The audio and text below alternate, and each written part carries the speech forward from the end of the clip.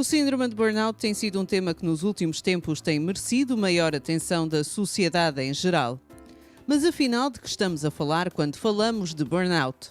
A palavra burnout é uma palavra inglesa, como sabem, e que quer dizer queimar. Burn é queimar, e portanto é uma metáfora que pretende explicar que nós temos uma energia, que é uma chama, que se extingue.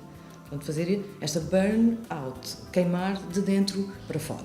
Pronto, está mais relacionado com aqui que nós vamos falar sobre o burnout laboral, mas existem outros tipos de burnout, como por exemplo uma pessoa que cuida de um familiar doente em casa. Também se fala no burnout do cuidador.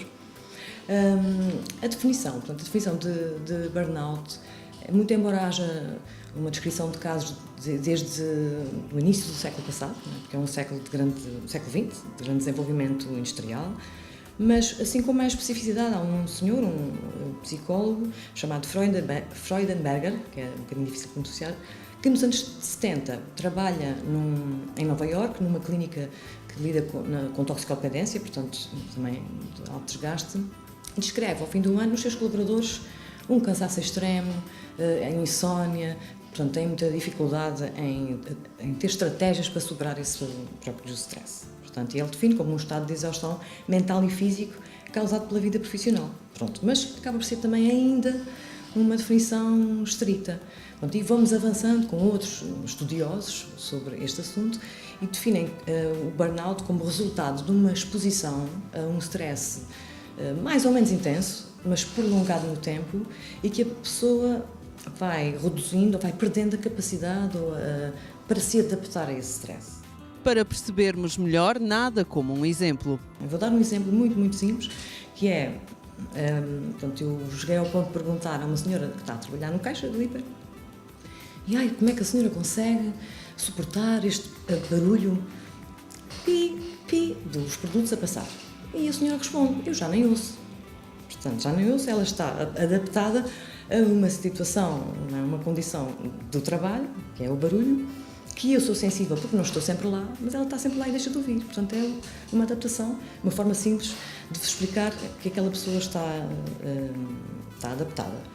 Claro, se aquela mesma senhora ou senhor passar o seu limite, quando vem a mim já diz, eu nem aguento o barulho.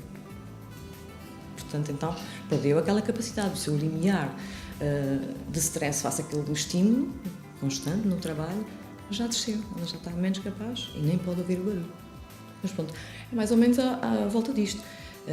Há um stress, claro que o stress faz parte da vida, né? As pessoas estão em stress em diversas circunstâncias e diversos aspectos da vida. O aspecto laboral é um deles, e que é muito importante, porque as pessoas passam grande parte da sua vida a trabalhar, até deviam descansar mais um bocadinho, mas pronto, tem a ver com a nossa sociedade. E depois há muita variabilidade individual, e isto é uma situação multifatorial. Há fatores como a crise ou a falta de emprego que podem aumentar a propensão para esta condição. Quer dizer, as pessoas, portanto, é natural que a crise tenha a ver com isso. Porque quando nós falamos do trabalho, até vou falar num filósofo muito interessante que é de antes de Cristo, portanto, e que, assim, um ideal, escolhe um trabalho que gostes e não terás de trabalhar um único dia da tua vida. Portanto, então, dando um salto para agora, com certeza que a crise económica, a impossibilidade das pessoas fazerem essa escolha, muita dificuldade em fazer essa escolha, e mesmo quem escolhe uma profissão de alto estudo e não ter a saída profissional, ou pessoas que gostam do trabalho, outras não gostam do trabalho, portanto há vários fatores. Com certeza que a crise muitas vezes sujeita as pessoas a um stress que é, no mínimo, não gostar do trabalho, e tem que ter outras estratégias. Mas o fator económico, o fator social, também está muito relacionado. Quer dizer, não lhe consigo dizer 7, 8 anos atrás, porque é muito pouco, não é muito pouco. Portanto, isto depois também vai para questões económicas e políticas, de dizer se estamos melhores ou estamos piores. Estamos melhores em muitos aspectos, obviamente, não é só, mas eu posso dizer em relação a 50 anos atrás, noutros regimes e noutras circunstâncias. Mas as pessoas também estão mais alerta e estão mais exigentes. É normal, E é um bom sinal, um sinal que precisam e querem estar bem, querem ser felizes. Há vários sintomas a que podemos estar atentos a fim de que um problema seja detectado atempadamente. Posso falar quer dizer, eu não queria, desde já, dizer que o síndrome de burnout é uma doença. Portanto, estabelecer logo esta relação direta que é uma doença. Portanto, quando se chama síndrome, é um conjunto de sinais e sintomas ou de queixas que as pessoas trazem ao médico, pode ser ao médico, ou pode ser ao psicólogo, pode ser a qualquer técnico, ou aos amigos, até falar com as pessoas, e que as pessoas podem detectar em si próprias, mas não ser assim também. Pode ser uma pessoa de alto rendimento, que trabalha muito e que tem uma profissão muito exigente do ponto de vista cognitivo e que os outros é que notam. Notam que a pessoa está mais irritada, mais mal disposta, já não cumprimenta tão bem. Portanto, os outros podem notar, mas quando as pessoas têm a noção de que estão cansadas, que não conseguem, estão cansadas, não digo, quando falo no burnout, exaustas. Portanto, esta é que é a primeira palavra para o burnout, é a exaustão mental, física, emocional, que deriva essencialmente do trabalho. E depois, com todas essas consequências, as pessoas podem ter sintomas de por exemplo, estar um grande desgaste, ter alterações de humor, ter esta irritabilidade que falei, por exemplo, uma labilidade emocional. Outro dia, uma doente, alta de rendimento, sempre a trabalhar muito e muito exigente, diz que pela primeira vez chorou à frente do patrão. Portanto, e que isso era impensável para esta mulher, não é? Para esta pessoa que está a trabalhar e chorar à frente do patrão não deve estar bem. Pronto, então pede ajuda. Vários sintomas, como a insónia. A insónia aparece em muitos doentes. Aqui, muitas pessoas a queixarem-se de insónia. Não consigo dormir, estou preocupado com o trabalho amanhã. Não dormem de domingo para segunda-feira. Não é? Até existe este conceito. As pessoas têm imensos sintomas físicos. Ou também, às vezes, até antes de virem ao psiquiatra, vão ao médico de família e queixam-se de dores de cabeça, de sintomas do ponto de vista digestivo ou cardiovasculares, dores no peito, palpitações, pronto, e até uma panóplia enorme de sintomas físicos. E às vezes, primeiro que se atribua esses, que se relacione com um burnout, é difícil. Não é? Muitas vezes as pessoas têm alterações, estão cansados, têm alterações da memória, atenção, não me concentro, mas esqueço-me de coisas. A pessoa vai e umas vitaminas para o cérebro, é muito frequente, e então as pessoas, para acharem que aquilo vai resolver, não eliminar. Claro que, quando a situação é extrema, então aí nós passamos para a perda da capacidade de adaptação e as pessoas podem, com certeza, desenvolver patologia, perturbações de ansiedade generalizadas e também sintomas fóbicos bastante complicados, ao ponto da pessoa não conseguir passar na rua onde trabalha. E às vezes até mudando de trabalho pode até ficar com este sintoma, com esta questão fóbica. Depois de diagnosticado, é preciso que exista uma aceitação por parte do doente, um reconhecimento de que há uma doença. Só assim se pode resolver o problema.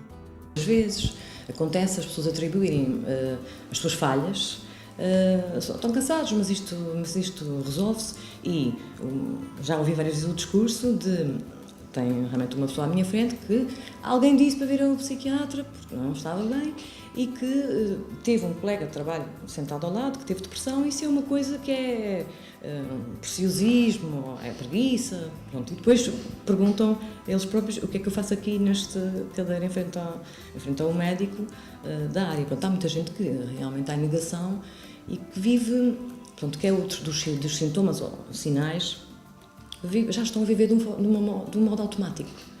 Já estão indiferentes em relação ao trabalho, já têm dificuldades de relação não só no trabalho como fora, portanto desinteressam-se, ficam com...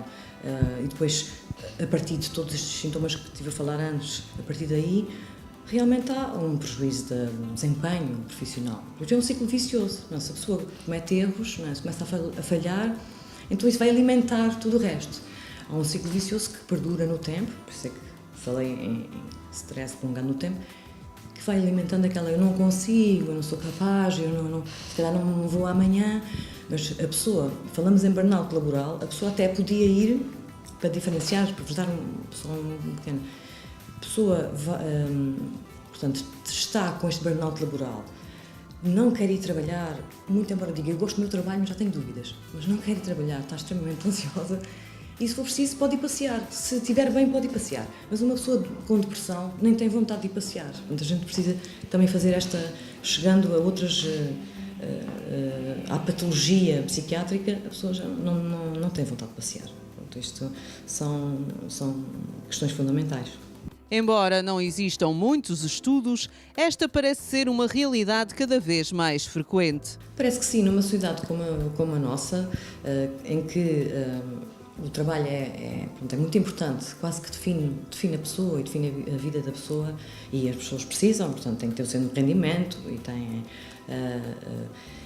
Podemos dizer que cada vez mais uma sociedade se desenvolve nesse sentido, num alto nível de exigência, em que.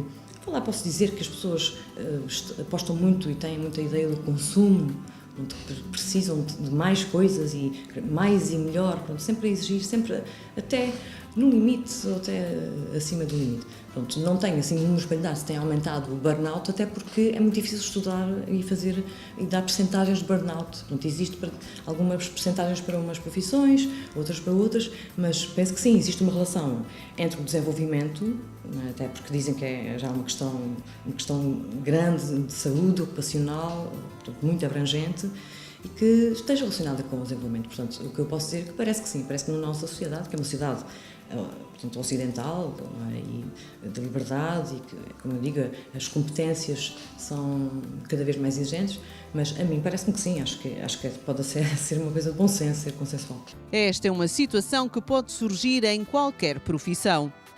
Todas são, todas são, porque, portanto, muito embora tenha começado por aí, tenha começado por estas profissões que falei há pouco, que são baseadas na relação de um técnico, pode ser profissional de saúde, médico, enfermeiro, assistente social, até posso falar os bombeiros, a polícia, até os profissionais que contactem mais com profissões de risco, não é? Contactam cuja profissão está baseada na relação de alguém que precisa de ajuda. Até uma pessoa, portanto, um funcionário administrativo, que é sujeito também à exigência de um cliente, portanto, a relação inicialmente começa-se por descrever aí, depois vai-se aprofundando e vendo o que acontece, é transversal, porque os fatores são múltiplos. Depende também da questão do indivíduo. O indivíduo pode ter esse perfil que falei há pouco, de muito exigente, de querer sempre mais, dar sempre mais e melhor. Portanto, e depende também do fator do próprio trabalho. Portanto, até vou dar um exemplo de que pode levar ao burnout. Portanto, um dos fatores muito importantes é se a pessoa tem condições para fazer o seu trabalho bem feito. Se tivermos uma pessoa que precisa de papel, e todos os dias, pronto, eu quero ser mesmo básica para explicar, todos os dias precisa de papel e não tem papel, ou tem que racionar o papel de alguma maneira, ou uma pessoa que depende do computador e a lavaria 10 vezes por dia.